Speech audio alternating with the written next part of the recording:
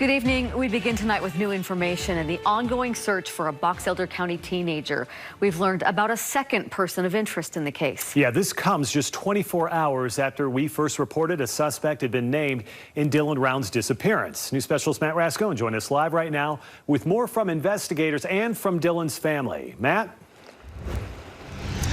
Yeah, Mike and Deanie, from the start, Dylan Round's family has said that he did not just walk away from his farm. Last month, the sheriff's office announced it was a criminal investigation. Today, that investigation led them to a family friend who's now a suspect. The focus of the family has been just finding Dylan. Nearly 6 weeks into the search. We beat that desert to death. Still no sign of Dylan Rounds. It's been 40 days of hell. But for the first time, investigators have named a suspect.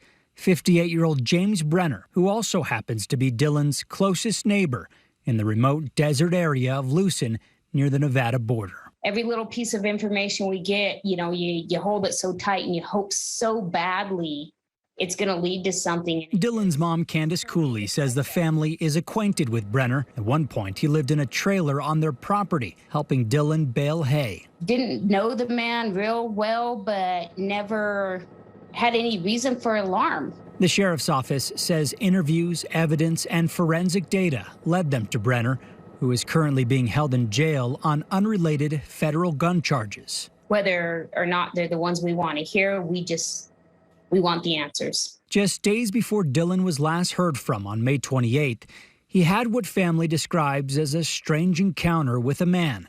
The sheriff's office says that man is a person of interest in the case, and like Brenner, he's also facing unrelated federal gun charges. We are doing everything we can to bring our son home. For now, the family is asking the public to stop searching for Dylan on the ground and let federal and local authorities investigate. It's just a puzzle, and we're just slowly adding little tiny pieces, and hopefully we finish it and we find out what happened to our son.